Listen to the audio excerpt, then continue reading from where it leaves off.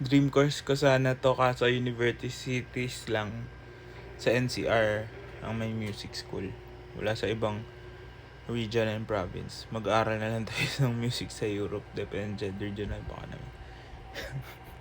Kung eto sa akin lang kung hindi ka willing lumuwas sa NCR or kumunta sa mga schools na may music schools, tingin mo ba kakayanin mong mag-Europe to learn music, 'di ba?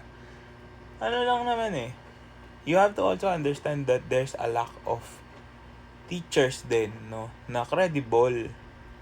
So hindi mo rin naman masisisi yung mga schools bakit doon nagbubukas. Kasi kung walang market sa kung sipin mo in your area, kung ikaw lang yung mag-aaral ng music, gaano karaming pera yung kailangan mo para ma-sustain yung school. 'Di ba? Parang ganoon lang siya eh. Like for example, kahit naman sa NCR actually, yung mga music schools, pinakamalaki like 600, 1,000 students, marami na 'yon, no?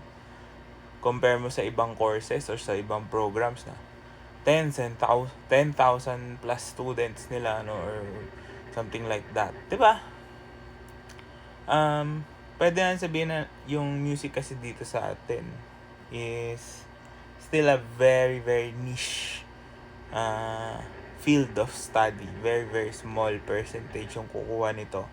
Kasi not everyone pursues the arts, no? There's a lot more things na gusto ng iba.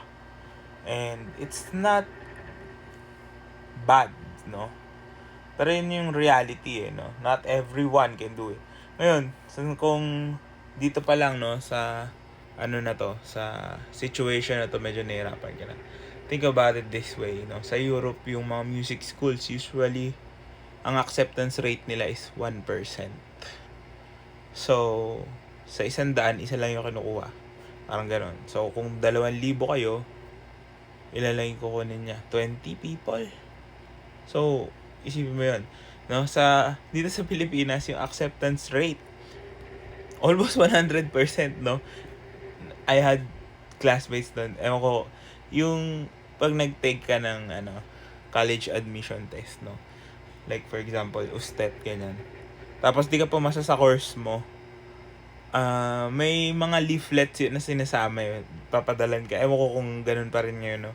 Papadalan ka ng sobre. Yung envelope na minail sa'yo. Tapos laman nun, kung bagsak ka, parang here are other options. Lagi kasama dun music, no? Tapos, basta yung iba-ibang mga programs kung hindi ka pumasa sa course na gusto mo, no? I had experiences also na may mga classmates ako na hindi pumasa sa dream course nila sa UST. Ang ending, nag-music sila, tapos ginawang stepping stone in a sense. Kasi nga, madaling makapasok, mababa yung, mababa ba or mataas? Mataas yung acceptance rate. Halos lahat tinatanggap, no? Tapos, ayun, ang ending, ang nangyayari, nakapasok sila sa music dahil nga mababa naman yung standards in a sense, no? Kahit na beginners usually, no? Basta marunong ka tumugtog ng musical instruments, tatanggapin ka. Pero hindi talaga yung gusto nila. Ang ending, hindi na nila nagagamit as stepping stone kasi bumabagsak na sila sa music. So, hindi din sila makapag-transfer or makapag-shift sa ibang courses. 'Di ba? Parang gano'n. So, I think, you have to also understand ano ba yung nangyayari sa world, in the world around you.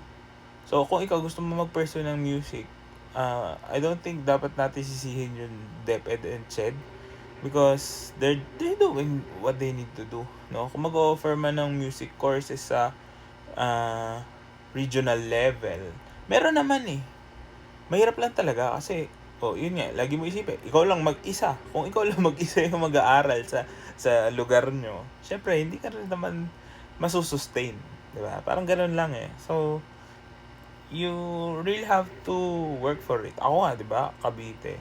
Wala rin dito. Isipin mo, ang lapit na namin sa Manila.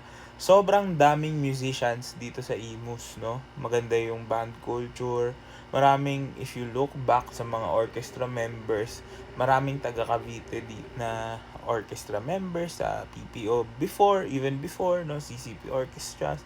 Ganyan, kahit ngayon, no? Kahit ngayon, marami pa rin Caviteño na tumutugtog sa mga orchestras. Pero ano nangyayari?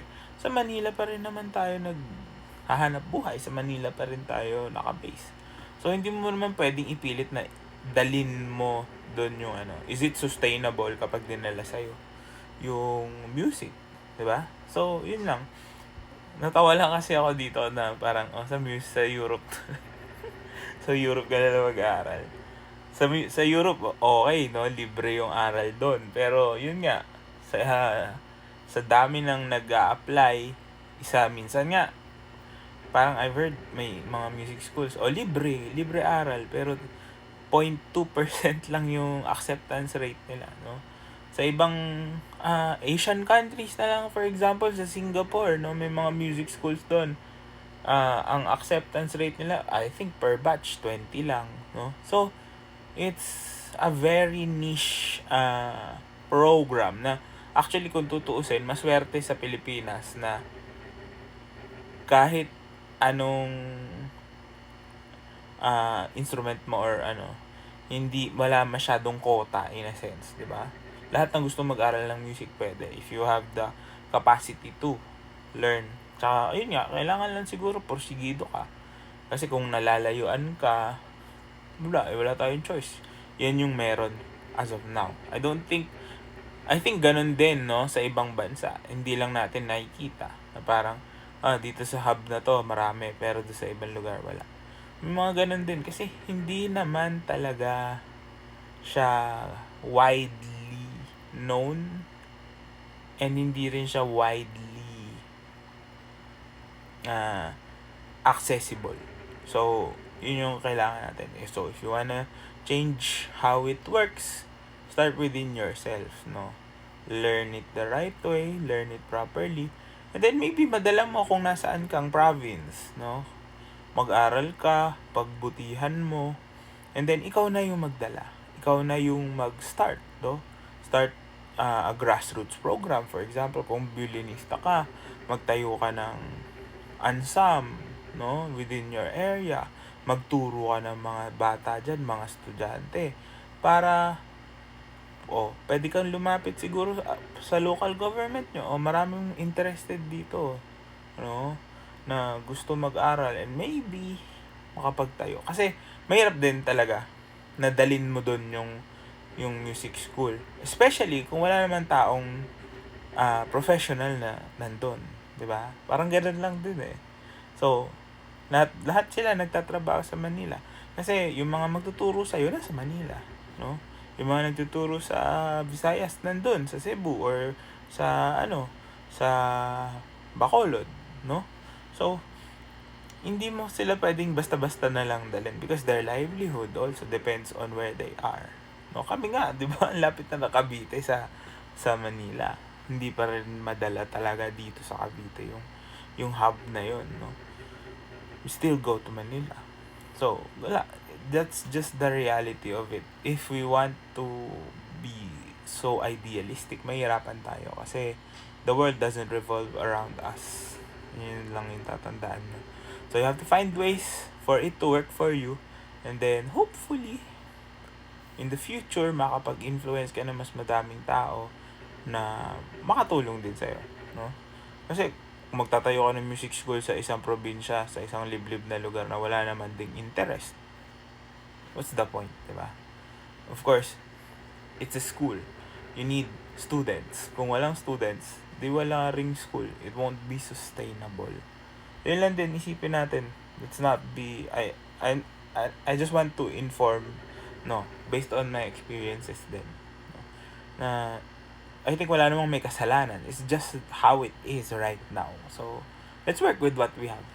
And ayun nga, maswerte tayo dito sa Pilipinas na kung gusto mo mag-aral, just have to find a school and enroll. Parang halos gano'n na rin, no? Formality lang yung auditions and all.